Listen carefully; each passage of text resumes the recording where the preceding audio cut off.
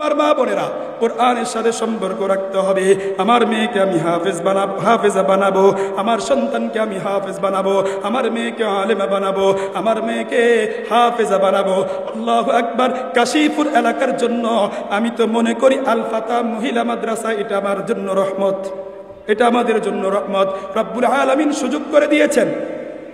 আমরা এই মাদ্রাসায় আপনার মেয়েকে যদি আপনি ভর্তি করিয়ে হাফেজা বানাইতে পারেন, আলেমা বানাইতে পারেন, মা আপনার সম্মান কত বেশি।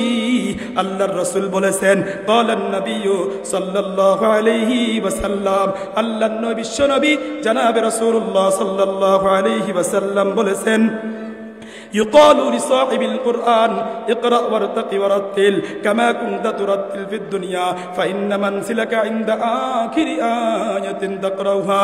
কিয়ামতের ময়দানে রব্বুল আলামিন হাফেজ কোরআনকে বলবে, হাফেজ কোরআন তুমি কোরআনুল কারীমের তেলাওয়াত করো, ইকরা তুই পড়তে থাকো, চড়তে থাকো, ওয়ারাত্তিল কামা কুনতা তুরাত্তিল ফিদ দুনিয়া, দুনিয়ার বুকে যেমন তুমি কোরআনুল কারীমের তেলাওয়াত করতে, তোমার কোরআনুল কারীমের তেলাওয়াত শুনে শত শত হাজার হাজার মানুষের অন্তর প্রশান্ত হয়ে গেছে, হাজার হাজার মানুষ দ্বীনমুখী হয়ে গেছে। দুনিয়াতে তুমি যেমন কোরআনুল কারীমের তেলাওয়াত করেছো, এখন তুমি কোরআনুল কারীমের তেলাওয়াত করো। কামা কুনতা তুরাত্তিল ফিদ দুনিয়া ফাইন্না মানজিলাকা ইনদা আখিরি আয়াতিন তাকরাউহা, তোমার পঠিত শেষ আয়াতের স্থান হবে তোমার বাসস্থান। ও আমার মা বোনেরা, একজন হাফেজের মূল্য কিয়ামতের ময়দানে কত বেশি হবে। আমার মা বোনেরা, শুধু হাফেজের কোরআনের মূল্য হবে, হাফেজার মূল্য হবে শুধু তাই না, কিয়ামতের ময়দানে রব্বুল আলামিন হাফেজ কোরআনের মাতা পিতাকেও রব্বুল আলামিন মর্যাদা দিবেন। قال النبي صلى الله عليه وسلم من قرأ القرآن وعمل بما فيه ألبس والداه تاجا يوم القيامة ضوءه أحسن من ضوء الشمس في بيوت الدنيا لو كانت فيكم فما ظنكم بالذي عمل بها। وأمر ما بنرم গভীর মনোযোগ দিয়ে খেয়াল করেন, যাদের সন্তানকে রব্বুল আলামিন হাফেজ বানানোর তৌফিক দিয়েছেন, যাদের মেয়েকে হাফেজা বানানোর তৌফিক দিয়েছেন, তাদের জন্য রাসূল করিম সাল্লাল্লাহু আলাইহি ওয়াসাল্লামের সুসংবাদ শুনে নেন। আল্লাহর নবী বিশ্বনবী জনাবে রাসূলুল্লাহ সাল্লাল্লাহু আলাইহি ওয়াসাল্লাম বলেছেন, মান ক্বারা আল কুরআন, যে ব্যক্তি কোরআন পড়বে, কোরআন অনুযায়ী আমল করবে, কিয়ামতের ময়দানে উলবিসা ওয়ালিদাহু তাজান ইয়াউমাল কিয়ামা, রব্বুল আলামিন ওই হাফেজামের মাতা পিতাকে কিয়ামতের ময়দানে এমন একটি উজ্জ্বল মুকুট পরিধান করায়া দিবে, ওই নূরের মুকুট সূর্যের আলো থেকে ওই নূরের মুকুটের কিরণ কোটি কোটি গুণ বেশি হবে।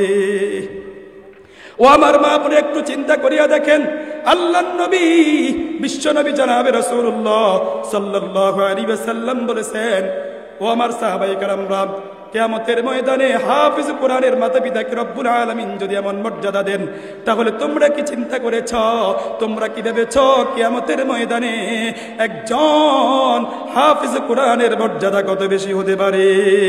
এই জন্য আমার মা বোনেরা, জবানটাকে নষ্ট করব না, লজ্জাস্থান হেফাজত করব, প্রতিদিন কোরআনুল কারীমের তেলাওয়াত করব, প্রতিদিন জিকির করব, হাফেজ কোরআন সন্তানকে বানাবো।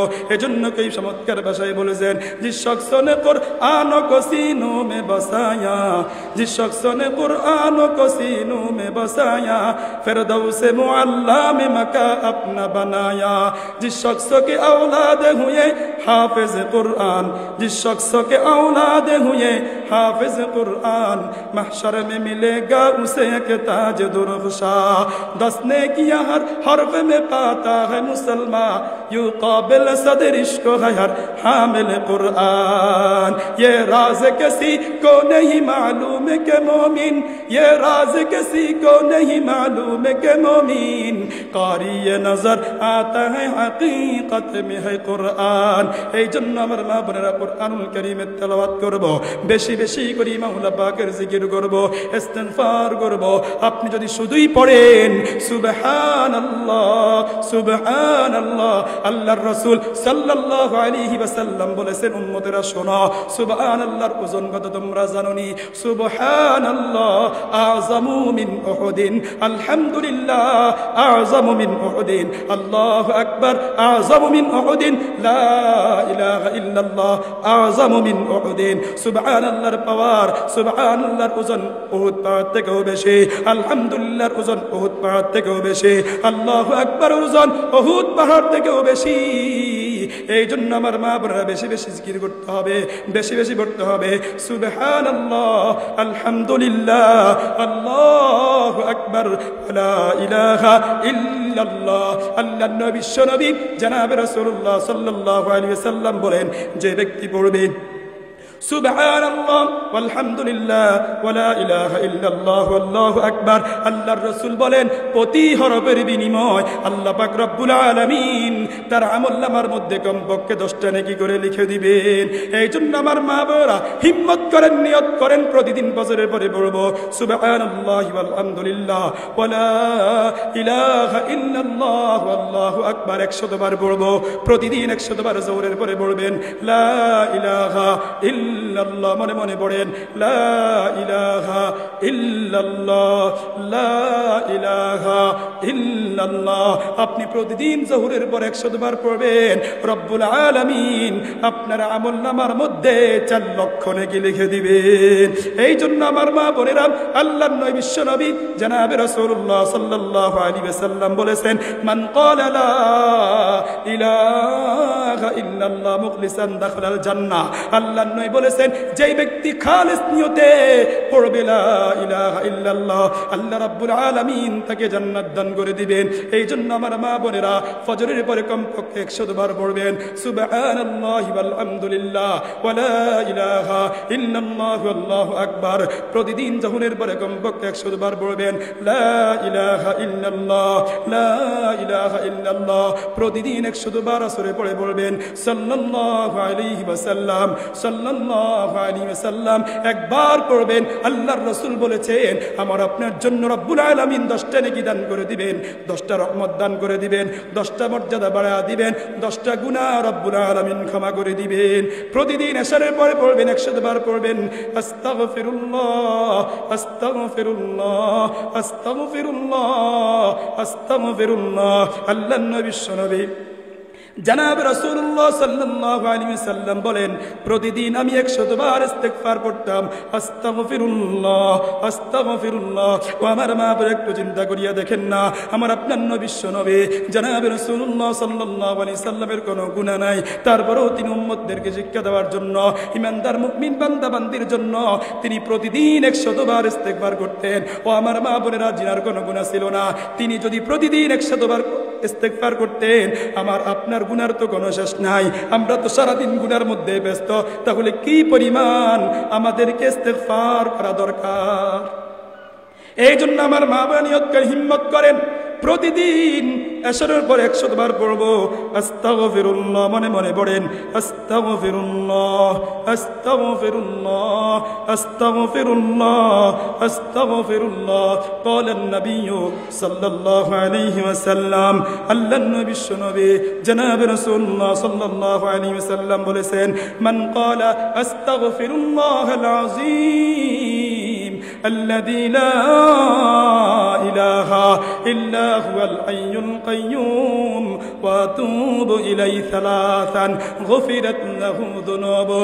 আল্লাহর নবী বিশ্বনবী জনাব রাসূলুল্লাহ সাল্লাল্লাহু আলাইহি ওয়াসাল্লাম বলেছেন, যে ব্যক্তি ইস্তিগফার 3 বার পড়বে, আল্লাহর নবী বিশ্বনবী জনাব রাসূলুল্লাহ সাল্লাল্লাহু আলাইহি ওয়াসাল্লাম বলেছেন, তার গুনাহ যদি সমুদ্রের ফেনা পরিমাণ হয়, রব্বুল আলামিন তার জিন্দেগীর तमाम গুনাহগুলোকে মাফ করে দিবেন।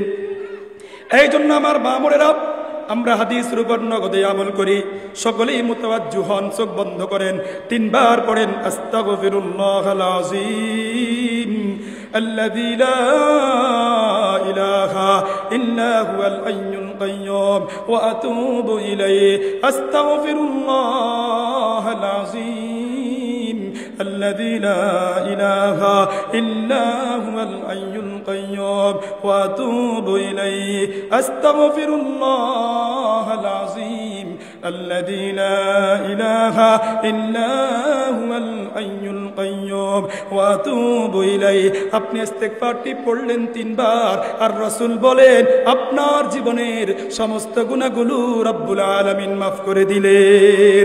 এই জন্য আমার মা বোনের তওবা ইস্তেগফার করা লাগবে। বলেন নবী সাল্লাল্লাহু আলাইহি ওয়াসাল্লাম আত-তাইবু মিনাদ যামবি কামাল্লা যামবালা।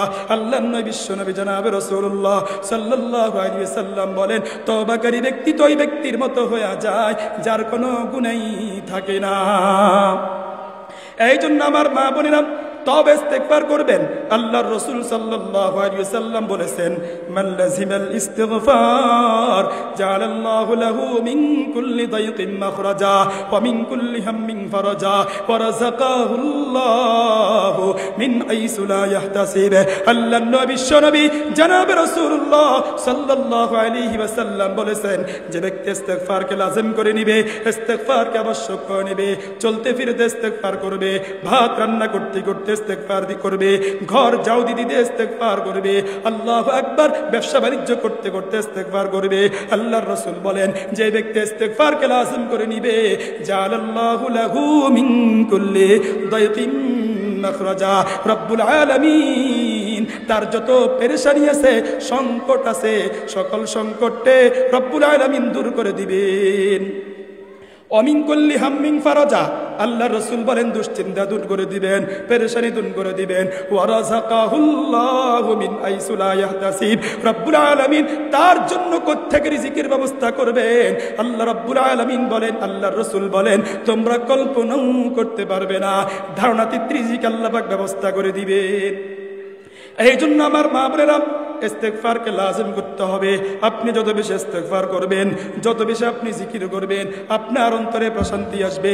আল্লাহ পাক রব্বুল আলামিন বলেন আলা বিযিকরিল্লাহি তাতমাইন্নুল কুলুব। আজকে আমাদের অন্তরে প্রশান্তি নাই, সব অশান্তি যদি আপনি হয় তাহলে জিকির ছাড়া বিকল্প কোনো রাস্তাও নাই। এজন্য আমার মা বোনেরা কিয়ামতের ময়দানে সন্তান সন্ততি উপকারে আসবে না, অর্থ সম্পদ উপকারে আসবে না, অট্টালিকা উপকার আসবে না।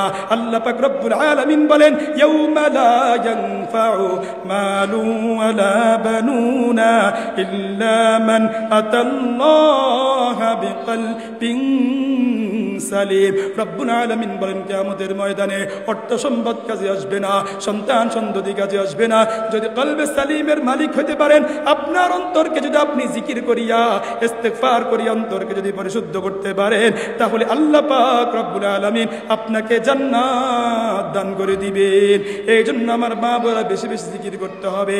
আল্লাহ পাক রব্বুল আলামিন বলেন ফাযকুরুনি আযকুরুকুম ওয়াশকুরুলি ওয়ালা তাকফুরুন। রব্বুল আলামিন বলেন তোমরা আমাকে স্মরণ করো, আমিও তোমাদেরকে স্মরণ করব। তোমরা আমার শুকরিয়া আদায় করো, আমার না শুকরি করিও না। এই জন্য আমার মা বোনেরা আল্লাহ পাক রব্বুল আলামিন যেন বলতেছেন ও আমার বাবা ও আমার বান্দা বান্দিরা তোমরা দুনিয়াতে আমাকে স্মরণ করবে, আমি আল্লাহ তোমাদেরকে দুনিয়াতেও স্মরণ করব, তোমাদেরকে আখিরাতেও স্মরণ করব। এজন্য কই বলেছেন ধনে জনে প্রসাদ লনে শান্তি কোথাও পাবে না, ধনে জনে প্রসাদ লনে শান্তি কোথাও পাবে না। দরার বুকে জিকির হলো শান্তি সুখের ঠিকানা, দরার বুকে জিকির হলো শান্তি সুখের ঠিকানা। এই জন্য আমার মা বোনেরা ধনে অর্থ সম্পদের মধ্যে আপনি শান্তি পাবেন না, অর্থ সম্পদের মধ্যে শান্তি পাবেন না, অট্টালিকার মধ্যে শান্তি পাবে না। আপনি যদি শান্তি পেতে হয় তাহলে বেশি বেশি করে রব্বুল আলামিনের স্মরণ করা লাগবে। তো বলছিলাম জান্নাতে যাওয়ার 8 নম্বর উপায় মাইয়াযমাল্লি মা বাইনা লাহইহি ওয়া মা বাইনা রিজলাই আদমাল্লাহুম জান্নাহ। জবানকে হেফাজত করা লাগবে, লজ্জাস্থানকে হেফাজত করা লাগবে। জান্নাতে যাওয়ার 9 নম্বর আমল قال النبي صلى الله عليه وسلم أفشوا السلام وأطعموا الطعام وصلوا الأرحام وصلوا بالليل والناس نيام تدخلون الجنة بسلام। জান্নাতে যাওয়ার 9 নম্বর আমল আল্লাহর নবী বিশ্ব নবী জনাবে রাসূলুল্লাহ সাল্লাল্লাহু আলাইহি ওয়াসাল্লাম বলেছেন যারা 3টি কাজ করবে আল্লাহ পাক রব্বুল আলামিন তাদেরকে নিরাপদে জান্নাতে প্রবেশ করার সুযোগ করে দিবে। খেয়াল করেন 9 নম্বর আমল, খেয়াল করেন 1 নম্বর আফসুস সালাম। আল্লাহ রসুল বলেছেন সালামের প্রচার প্রসার করো, একে অপরকে সালাম দাও। এজন্য স্বামী স্ত্রীকে সালাম দিতে হবে, স্ত্রী স্বামীকে সালাম দিতে হবে, শ্বশুর জামাইকে সালাম দিবে, জামাই শ্বশুরকে সালাম দিবে, সন্তান মাতা পিতাকে সালাম দিবে, মাতা পিতা সন্তানদেরকে সালাম দিবে। এজন্য আমার মা বোনেরা আফসুস সালাম, সালামের প্রচার প্রসার করা লাগবে। যত বেশি সালামের প্রচার প্রসার করব, হিংসা দূর হবে, বিদ্বেষ দূর হবে। ঘরের মধ্যে রব্বুল আলামিন রহমতার নাজিল করে দিবেন, রব্বুল আলামিন সাকিনা নাজিল করে দিবেন। এই জন্য আমার মা বোনেরা, স্বামী সালাম দেন, আপনি স্বামীকে সালাম দেন। সন্তান আপনাকে সালাম দেয় না, আপনি সন্তানকে সালাম দেন। যদিও আদব হচ্ছে ছোটরা বড়দেরকে সালাম দিবে, কিন্তু আল্লাহর নবী বিশ্বনবী জনাবে রাসূলুল্লাহ সাল্লাল্লাহু আলাইহি ওয়াসাল্লাম যখনই কোনো ছোট বাচ্চাদের পাশ দিয়ে অতিক্রম করতেন, আল্লাহর নবী বলতেন আসসালামু আলাইকুম ওয়া রাহমাতুল্লাহ। রাসূলের আদব দেখেন, ছোটদেরকে শিক্ষা দেওয়ার জন্য আমাকে আগে সালাম দিতে হবে। এজন্য আমরা মুরব্বীরা যারা আছি অনেক সময় নিজে সালামেল্লাহ ব্যস্ত, জামাই আমারে সালাম দিতে হইব, শ্বশুর বসি থাকে চেয়ারে, জামাই সালাম দেয় নই কা, রাগ করি বইটা। অনেক সময় শাশুড়ি বলেছে জামাই সালাম দেন, রাগ করি বইটা না, সালাম জামাই ভুলে গেছে, আপনি মাঝে মাঝে দিয়ে দিবেন, তাহলে জামাইয়ের জন্য এটা শিক্ষা হবে। এজন্য আমার মা বোনেরা আফসুস সালাম, সালামের বজার বসার করা। 2 নম্বর আতিমুত তাআম, আপনার পাশের মানুষ, আপনার ঘরের পাশের লোকেরা খাইতে পারে না, এতিম আছে, অনাথ আছে, তাদের জন্য তাদেরকে খাওয়াইবেন। ওয়াতিমুত তাআম ওয়াসিলুল আরহাম, আত্মীয়তার বন্ধন রক্ষা করা। 4 নম্বর ওয়াসাল্লু বিল-লাইলি ওয়ান-নাসু নিয়াম, 1 নম্বর সালামের বজার বসার করা। 2 নম্বর এতিম অসহায়দেরকে খানা খাওয়ানো। 3 নম্বর আত্মীয়তার বন্ধন রক্ষা করা। 4 নম্বর ওয়াসাল্লু বিল-লাইলি ওয়ান-নাসু নিয়াম, গভীর রজনীতে উঠে সুন্দর করিয়া ওযু করিয়া 2-4 রাকাত তাহাজ্জুদের নামাজ পড়বেন। আল্লাহর নবী বিশ্বনবী জনাবে রাসূলুল্লাহ সাল্লাল্লাহু আলাইহি ওয়াসাল্লাম বলেছেন, এই 4টি কাজ যারা করবে, 1 নম্বর সালামের প্রচার প্রসার, 2 নম্বর এতিম অসহায়দেরকে খানা খাওয়ানো, 3 নম্বর আত্মীয়তার বন্ধন রক্ষা করা, 4 নম্বর তাহাজ্জুদের নামাজ পড়ার চেষ্টা করা। এই 4টি কাজ যারা করবে, আল্লাহর রাসূল বলেছেন তাদখুলুনাল জান্নাতা বিসালাম, যাও যাও তোমরা নিরাপদে আল্লাহর তৈরি জান্নাতে প্রবেশ করো। এজন্য আমার মা বোনেরা, জান্নাতে যাওয়ার 9 নম্বর উপায় এই 4টি কাজ করতে হবে। এজন্য আমার মা বোনেরা গভীর রজনীতে উঠবো। আল্লাহু আকবার। আমরা জানি গভীর রজনীতে উঠাটা কষ্ট। আবার শীতের মৌসুম, কিসের মৌসুম? শীতের মৌসুম, আরো কষ্ট। যত আপনি কষ্ট করবেন, আপনি একটু 1 দিন 2 দিন একটু উঠেন না, উঠে তাহাজ্জুদের নামাজ পড়েন, জিকির করেন, আর হাত উত্তোলন করে রবের কাছে দোয়া করেন, ওগো মালিক,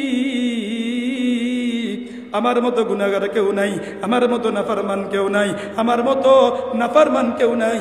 ওগো আল্লাহ, আমার গুনাহগুলোকে আপনি মাফ করে দেন। আয় আল্লাহ, আপনি আমাকে ক্ষমা করে দেন, আমাকে মুত্তাকি বানায়া দেন, ফরজগার বানায়া দেন। আয় আল্লাহ, আমাকে জাহান্নাম থেকে মুক্তি দিয়া দেন। আপনি গভীর রজনীতে উঠা রব্বুল আলামিনের কাছে এই দোয়াগুলো করতে দেরি, রব্বুল আলামিন আপনার দোয়াগুলোকে কবুল করতে দেরি করবে না। আপনি যত গুনাহগার হন না কেন, যতই আপনি প্রবিষ্ট হন না কেন, আল্লাহ পাক রব্বুল আলামিনের দরবারের মধ্যে কোনো অভাব নাই, খাজানের মধ্যে কোনো অভাব নাই। আল্লাহ পাক রব্বুল আলামিন ডাক দিয়া বলে, কুল ইয়া ইবাদিয়াল্লাযীনা আসরাফু আলা আনফুসিহিম লা তাকনাতু মির রাহমাতিল্লাহ ইন্নাল্লাহা ইয়াগফিরুয যুনুবা জামিআ ইন্নাহু হুয়াল গফুরুর রহিম। আল্লাহ পাক রব্বুল আলামিন বলেন, হাবিব, আমার আদরের বান্দা বান্দীদেরকে বলে দেন, যারা নিজেদের উপর জুলুম করেছে, অত্যাচার করেছে, গুনাহ করেছে, নাফরমানি করেছে, মিথ্যা কথা বলেছে, গীবত করেছে, শিকায়াত করেছে, আমার বান্দা বান্দীকে বলেন, লা তাকনাতু মির রাহমাতিল্লাহ, তারা যেন আমার রহমত থেকে নৈরাশ না হয়। আমি আল্লাহ পাক রব্বুল আলামিনের কাছে তারা ক্ষমা চাইতে দেরি, আমি আল্লাহ তাদের গুনাহগুলোকে ক্ষমা করতে দেরি করব না।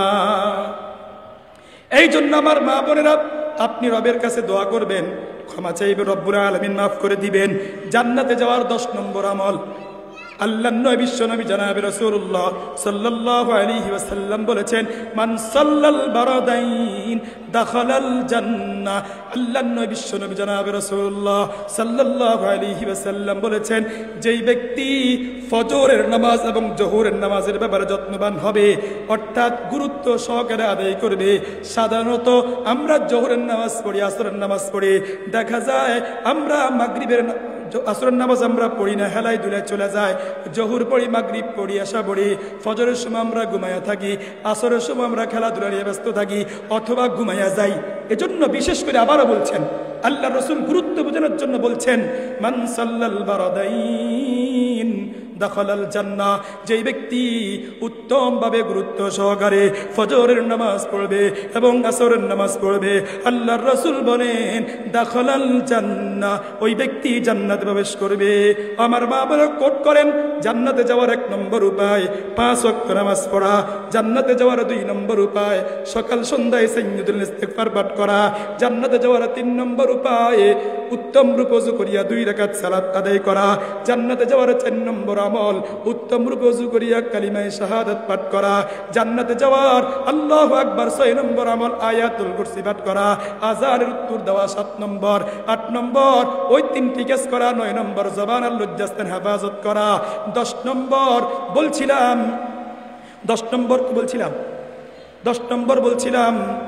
3টি কাজ করা, 11 নম্বর বলছিলাম বেশি বেশি ইস্তেগফার করা, তওবা ইস্তেগফার করা, 12 নম্বর আল্লাহর রাসূল সাল্লাল্লাহু আলাইহি ওয়াসাল্লাম বলেছেন, যে ব্যক্তির নিকটতম আত্মীয় স্বজন দুনিয়া থেকে বিদায় নিয়ে চলে গেছে, কলিজার টুকরা সন্তান দুনিয়া থেকে বিদায় নিয়ে গেছে, কলিজার টুকরা মা বাবা দুনিয়া থেকে বিদায় নিছে, আপনি যদি হাউ মাউ না করিয়া যদি সবর করেন, রব্বুল আলামিনের উপর ছেড়ে দেন, যে রব্বুল আলামিন নিয়ামত নিয়ে গেছেন, আপনি সবর করেন, আল্লাহর রাসূল বলেন এইটার বিনিময়, সবর করার বিনিময় আল্লাহ পাক রব্বুল আলামিন আমাকে আপনাকে জান্নাত দান করে দিবেন। এই জন্য আমার মা বোনেরা, আমাদের নিকটতম আত্মীয় স্বজন যখন মারা যাবে, আমরা হাই উতেশ করি, গড়াগড়ি করতে থাকি, বিভিন্ন ধরনের চিল্লাচিল্লি করতে থাকি, কান্নাকাটি করতে থাকি। ও আমার মা বোনেরা, সবর করবেন, ধৈর্য ধারণ করবেন। রব্বুল আলামিন এই সবরের কারণে, ধৈর্য ধারণ করার কারণে রব্বুল আলামিন আমাকে আপনাকে জান্নাত দান করে দিবেন। অনেক সময় আমাদের কলিজার টুকরা পানিতে পড়ে মারা যায়, দুর্ঘটনায় মারা যায়, তখন আমরা কি বলি? রবের কাছে অভিযোগ করি, আমার সন্তান রে রব্বুল আলামিন পাইছে, আল্লাহর কারো সন্তানকে হারানো।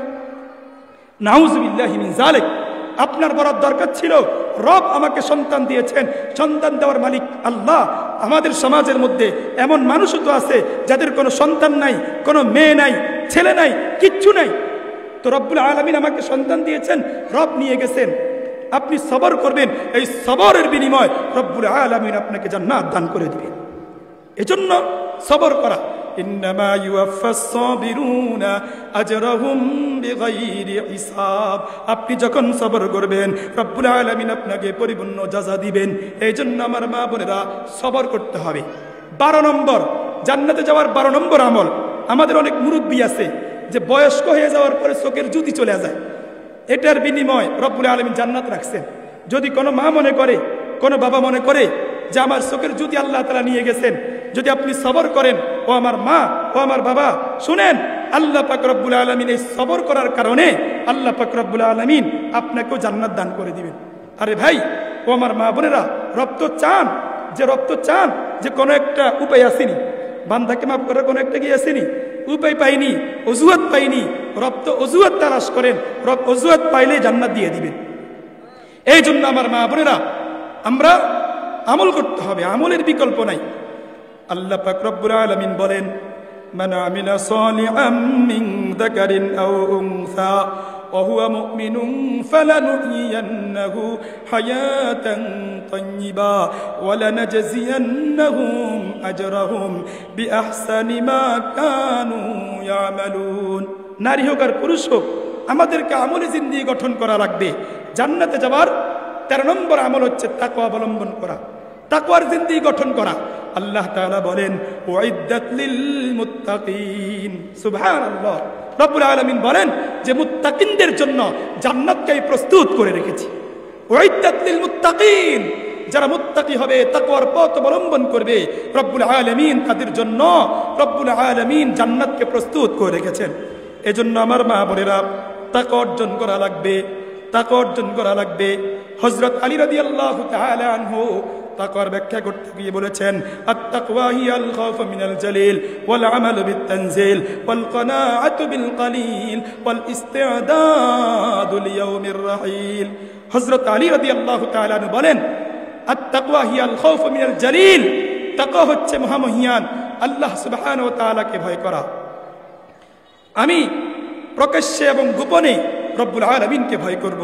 আমি একাকী আছি, গুনার সুযোগ আছে, ও আমার মা বোনেরা, না, দুনিয়ার কেউ দেখতেছে না, দুনিয়ার কেউ জানে না, কিন্তু আহকামুল হাকিমিন রব্বুল আলামিন তো দেখতেছেন। এমন তাকওয়া আমাদের অন্তরে থাকা লাগবে।